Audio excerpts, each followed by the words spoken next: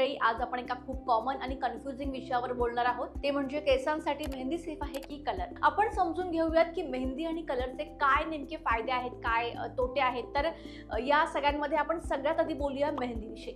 आता मेहंदी हा सगळ्यात जुना आणि नैसर्गिक पर्याय आहे. मेहंदीचे फायदे काय, तर मेहंदी केसांना कूलिंग देते, केस मजबूत करते, डॅन्ड्रफ कमी व्हायला मदत होते, स्कॅल्पला कूलिंग इफेक्ट मिळतो.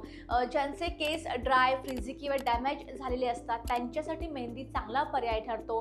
पण मी त्या मेहंदीबद्दल बोलते जी खरंच नॅचरल आहे, जी पूर्वी यूज केली जायची. आजकाल बाजारात मिळणारी सगळी मेहंदी 100% नॅचरल नसते. त्यामध्ये कधी कलर, केमिकल्स मिसळलेले असतात आणि कधी म्हणण्यापेक्षा आजकाल कोणतीच गोष्ट नॅचरल मिळत नाही, तर मेहंदीचं काय घेऊन बसतात. सो जर मेहंदी वापरत असाल तर घरची शुद्ध मेहंदी किंवा ट्रस्टेड ब्रँडची हर्बल मेहंदी वापरणं सेफ आहे.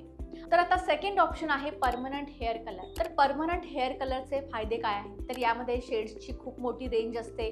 ग्रे म्हणजेच व्हाईट कव्हरेज आहे तुम्हाला खूप चांगलं मिळतं. कलर जास्त काळ टिकतो.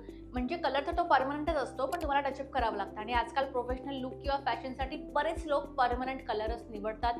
स्मूथ टेक्स्चर येतं. आणि याचे जर तोटे तुम्ही म्हणाल तर यामध्ये थोडेफार केमिकल्स असतात, अमोनिया, पेरोक्साईड. यामध्ये केस ड्राय होऊ शकतात, होतातच असं नाही आहे. जर तुम्ही योग्य काळजी घेतली तर याचे काही तितके साईड इफेक्ट्स होऊ शकत नाहीत. आणि प्रत्येकाचाच हेअर टाईप तसा वेगळा असतो, त्यामुळे कोणत्याही गोष्टीची आपण शाश्वती देऊ शकत नाही. पण जर तुमचे केस खूप ड्राय असतील, स्कॅल्प सेन्सिटिव्ह असेल किंवा तुम्हाला नॅचरल ऑप्शन जर हवा असेल तर मेहंदी यूज करू शकता.